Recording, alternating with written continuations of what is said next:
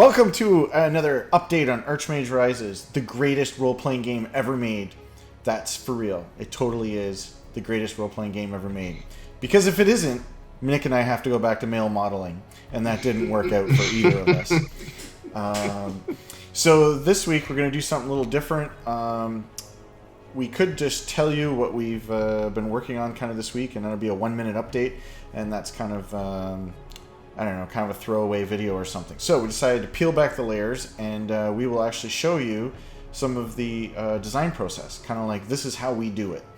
And maybe everybody can write in the comments why we're doing it all wrong, and then that would help increase productivity. So that sounds great. Yeah, so that's a good reason to show the world how we actually work on Archmage Rises.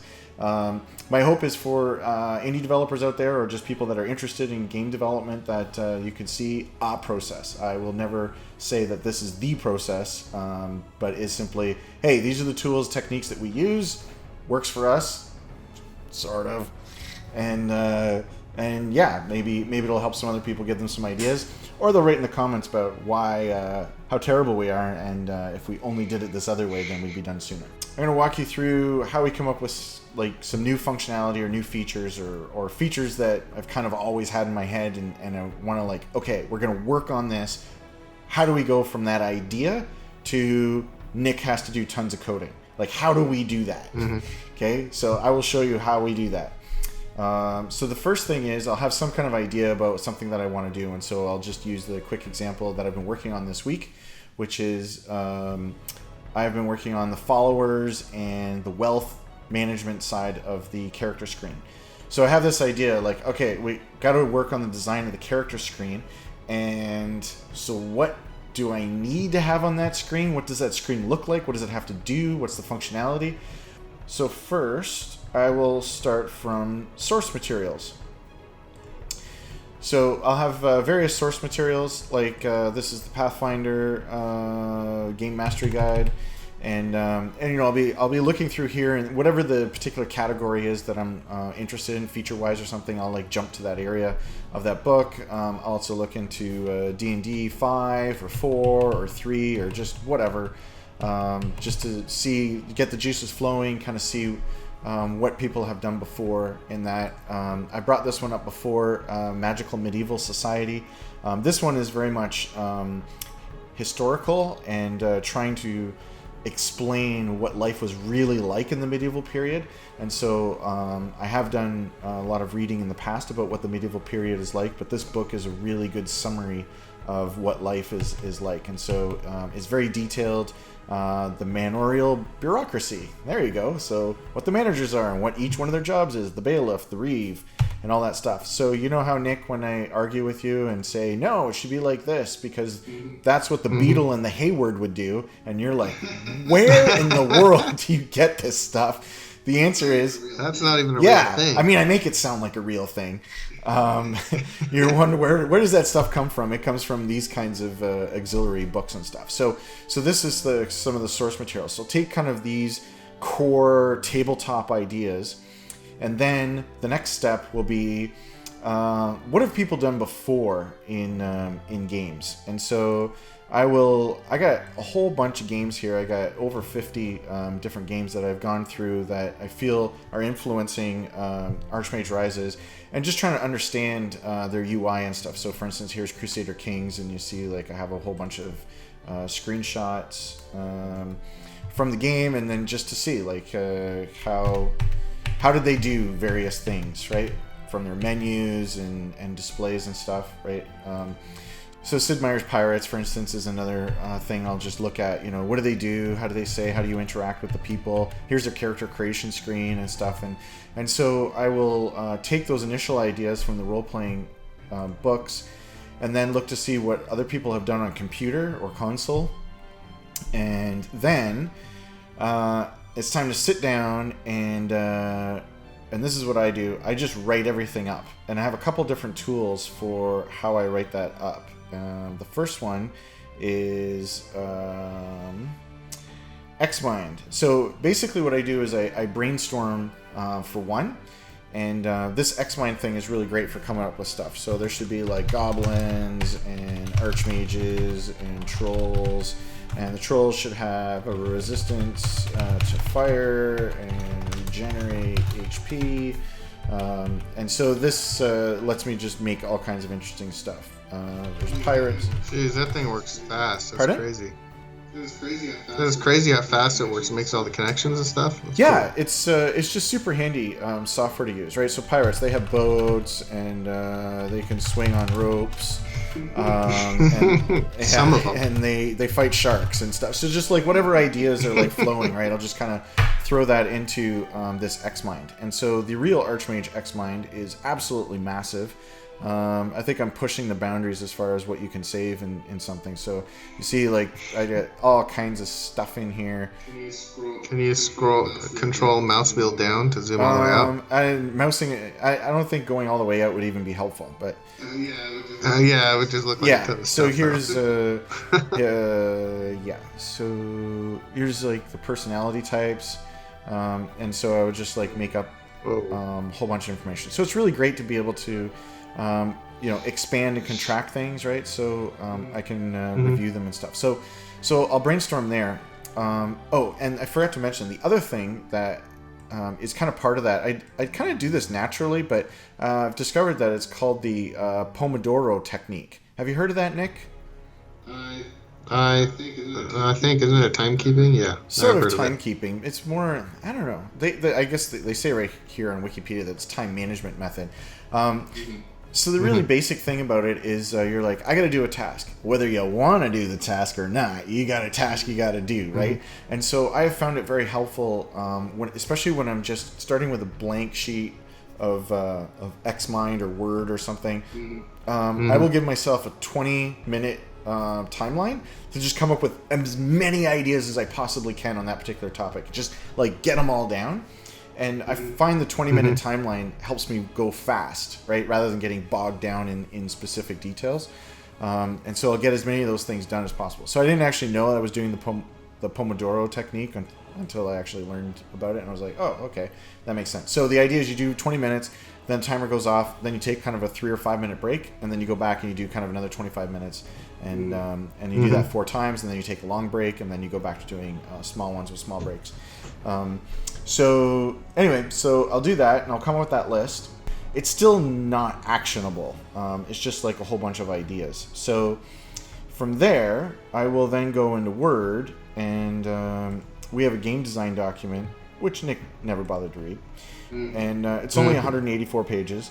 And so I will take those ideas that I've generated in kind of the list, and I'll take that list and I'll try to write it out in terms of rules, like as if I was writing a tabletop role-playing rule book or something like that. So I will do whatever here, I'll write things out, explaining things or whatever, making tables and charts and whatever. So while I've been working on the land this week, I made a table kind of describing certain aspects of the land and taxes, whatever. So once I have it written out here, that has forced me to think through a lot of the things that I brainstormed. And once I have thought through them, then I find out, well, these ones are impractical. These ones don't even apply. It was interesting to get it down, but I see now that doesn't fit in with kind of anything else and stuff. So then now I have basically a Word document, and that is not very useful yet. That's not something I can send to anybody. So the next step, usually, if there's something on screen to see, the next step is to mock it up. And so I have this fancy software called Balsamic, and it's really great for mocking up software. So it's way better than Visio or Paint or anything else. And so you can just grab stuff and move them around, and you can change the outline of things and stuff, make things look however you want. And you're like, wow, that's not very very advanced. So I got like a label here, and we can say land owned, and then I can plop in an image, and I can have assets built into the project, or I can just drag and drop them in from anywhere. And once I have the assets, then I can like chuck them in, put them into the background. And so then with this, I can change the opacity of it, and then I can give a background a color. We've been using a lot of black, obviously. And so now we're starting to get something that's a little UI-ish. We can put in an icon, and this can be like a man, and then I could set the color to that. And then I'm like, if I'm trying to say like, oh, we have like a bunch of these, then I can organize them, lay them out however I want. And then we can have buttons and whatever, right? I can pull in a button, give it some text. And so this software just makes things really, really fast and fluid to be able to make up some kind of mock-up. So in the case of the wealth screen or the relationships, I would go, for instance, here. And here I made up what does the relationship side of the character screen look like. And so this was my kind of first attempt. And basically after I make that first attempt, I usually hate it. It's usually like no good at all. But it's the first time that the ideas have ever gone from kind of the list of features or rules to something on screen. And then I usually find problems with it, and it's like too complicated. And like even as I was designing this, I was like, wow, these little sections here with the separate little scroll bars or whatever, this is like pretty bad. So then I'll throw that out. And then I will go and make up a new mock-up. And then that's when I'll take that new mock-up, and I have a better version. So this is like kind of first draft mock-up. But then when I'm happier with it, then I'll take it to kind of the next level. So here's an example of a feature that we've been working on this week, NPC accompaniment. So what that means is that you can... and I don't want to confuse people, so I'll just zoom in over here. So what it means is you can take NPCs with you to places, right? You've been working on that, Nick, right? Right? A little bit. Mostly the icon section on the top. I have, yeah, okay. This week. So yeah, just trying to figure out like where the heck can I put these things. So something that's pretty handy in this software is you can like grab things and group them, and then you can move them around, and it gives you like alignment things and all kinds of stuff. So that's pretty nice. So the idea that you can take an NPC with you anywhere, so they travel along with you, and there's like, well, we should display their health bar, because if they get hurt or we get into combat or something like that, then it's important to see their health bar. Where is that? What does it look like? And I looked again at what previous people had done. So look at Baldur's Gate. I look at Pillars of Eternity, and any other game that has you walking around with an NPC. I was like, oh, what did they do? And so finally, then I went and just make up a whole bunch of different ways of displaying it. Like, I really like having this relationship bar underneath and showing the status of your relationship, and then the icon over here tells you the current status, like whether you're friends or romantic or something else. But trying to figure out where to shove that HP bar was really hard, so I had to make up all these different versions of it. This is the Pillars of Eternity approach, to shove it right here. And finally, out of all these choices, kind of Nick and I talked about it a bit, and I like this one. So that's why you see that one put over here. And it's just one thing about game dev that, I don't know, is not quite the same as business software. Like when you're in business software, you are working iteratively and you try to kind of different things and stuff. But I have found there's a higher degree of waste in game development. Like the number of ways that I would lay out this NPC thing is more... There's simply more options that I would try to come up with than I would if I was doing business software. Not because I'm not dedicated on the business software side. It's just, I don't know, there's like a feeling or something that I'm trying to go for, and I find it harder to zero in on. Usually in business software, it's like, does it show the information? Yes. Okay, move on. And in games, you need a little more than that. So the sad thing about this is, like, however much time it takes me to design one of these, let's just say for arbitrary sake that it takes 5 minutes. Okay, so it takes 5 minutes. Well, I did 8 of them, and so that means that's 40 minutes of work. And at the end of the day, I'm only going to use one of them, right? So 35 minutes in a sense is wasted. And so that is, I don't know, that's hard. It's hard to just throw away work that you spent time on, but that's a necessary piece to quality. So after I've mocked it up like this, and then we had another problem, which was, well, how do we show what buffs are on these particular NPCs? They're already kind of small. I'll zoom out. This is more of the normal size that it would be on screen. So they're already like pretty small. If we were to start covering them in icons, it would be terrible. So for the player, we have their buffs going down the side here.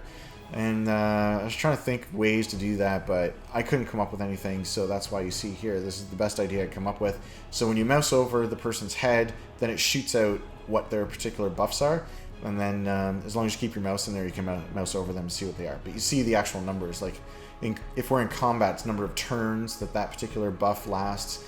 This is a shield that is, you know, good for 65 more hit points. So this is, kind of how we get to this stage.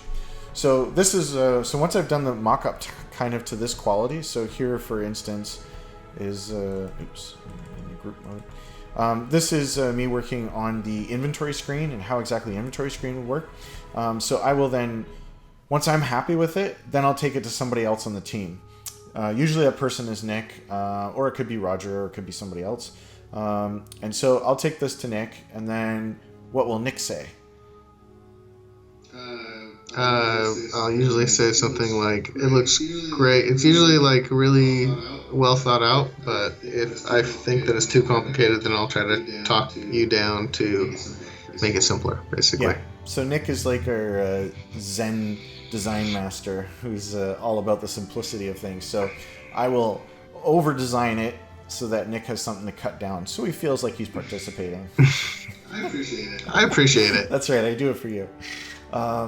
So after that, after I present it to somebody else on the team to get their input, and Nick comes from a different kind of gaming background than I do, and so he's looking at it through a different lens, and that lens is valuable because he hasn't played like tabletop stuff or whatever, and that crunchy stuff doesn't necessarily appeal. So it's like, how can we make a screen that appeals to both those groups? So kind of the idea is, if I'm happy with it, Nick's happy with it, then we should be covering a large chunk of the RPG market in terms of that. So once we're happy with it, and we're really looking at it in terms of functionality, like whether these things end up being, black backgrounds or blue text, or like that part doesn't matter at this stage.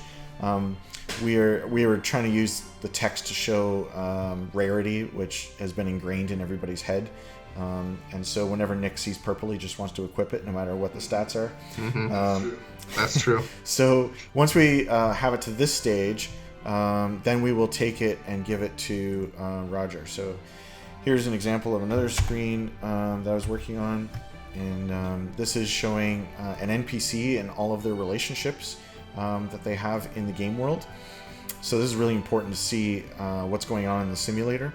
And so if we just contrast this with Thomas's first version, a giant table of data, to the second version, I think this is a great improvement in terms of how it presents the info and feels better and all that.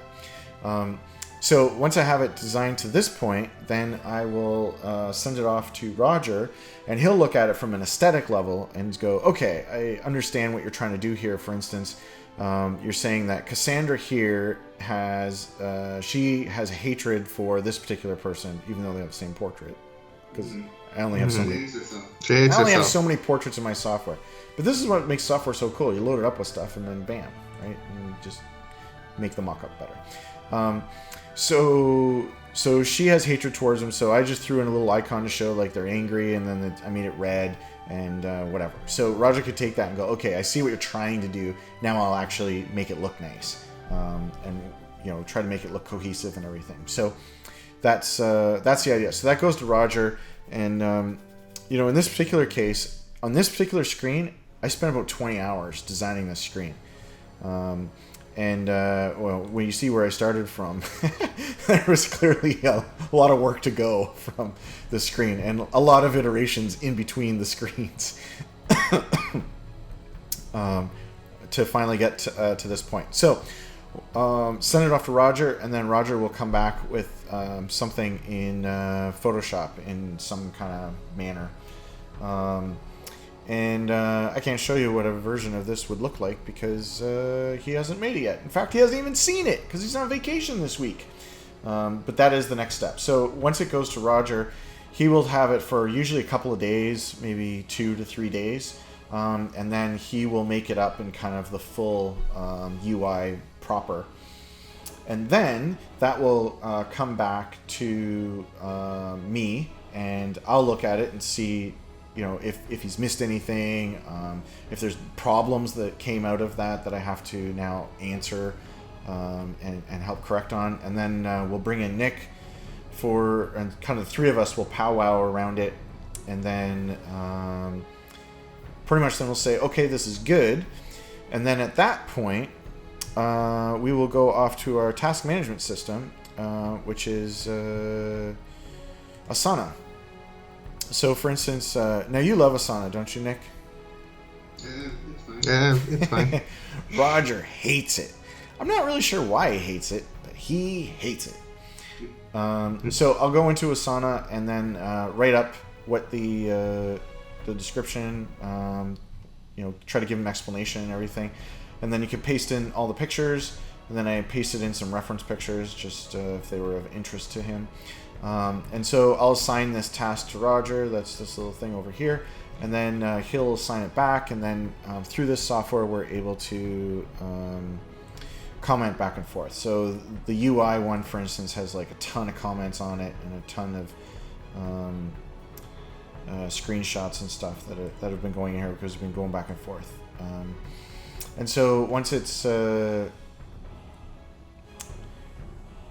once we have the stuff coming back from Roger, like I said, we'll talk through all that. We'll have comments on it, and then it becomes a task for Nick. And so I'll go in here and create a task for Nick.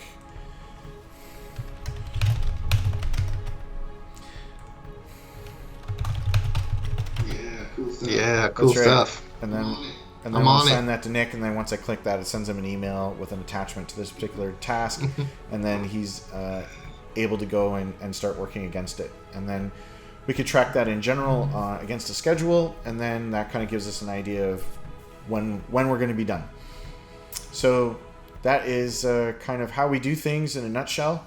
And so this week I have been working on the character sheets and designing those up, and that was the NPC view. This is the wealth view, and showing you all of your income and expenses year to date, how much money you have, it's in the treasury, how much you have that you're carrying around with you, because that's a different value. Then the lands that you acquire from nobles around the world, and then the followers that you have, which you're able to command in another screen, and then the buildings that you've built or you've partnered in on. And hey, Nick, I put it in a little icon to show like which ones you're partnered with. I did have some text in there that didn't look very good. So this is another example where like I'll just grab some icon, and they have like a bazillion icons built into this software, which makes it pretty great. So there's like a whole bunch of icons in this software, and I was looking through here the other day, and I saw one that was pretty funny under brand. I don't know why they put all these icons in here of all these different brands. I guess because people want to paste them in, but that's a brand, I guess. The Rebel Alliance. And right above it is our good friends at Pied Piper. I couldn't believe that. That was so funny. They built that into the software. Anyway. So yeah, I'll just use an icon from my software and just throw something in there so they have an idea of what it is. And then, today I've been working on the follower screen and how you can manage your minions. And I got that over here on the side here. So very, very quickly, these are the different kinds of lands that you get, and it gives you a number as to how many of them that you've acquired. And then you have different kinds of workers that you can assign to them. Regular workers and... this software allows you to do different versions of the same screen, which is super handy. So this is kind of the standard screen for showing you like who's working what and then what you get. And then these bars are showing the countdown. So for instance, with a field, you plant it in spring, you get the result in fall. when you harvest. And so it's telling you, hey, when this thing fills up, when 3 months are done, then you get 48 grain. So it's like, yay, I know what I'm getting, and that's cool. So then if you want to assign different workers, this is you're clicking on the field, or you're clicking on the people or something like that, and then it's showing you the number of fields that you have and who's assigned to them, and it also shows you what kind of worker they are, and if there's any buffs or bonuses that they have assigned to it. And then if you click on them, they get removed, or you click to assign a new worker, and then these are the possible workers that can fit there. So for instance, this one's a centaur, so he can't work in the mines.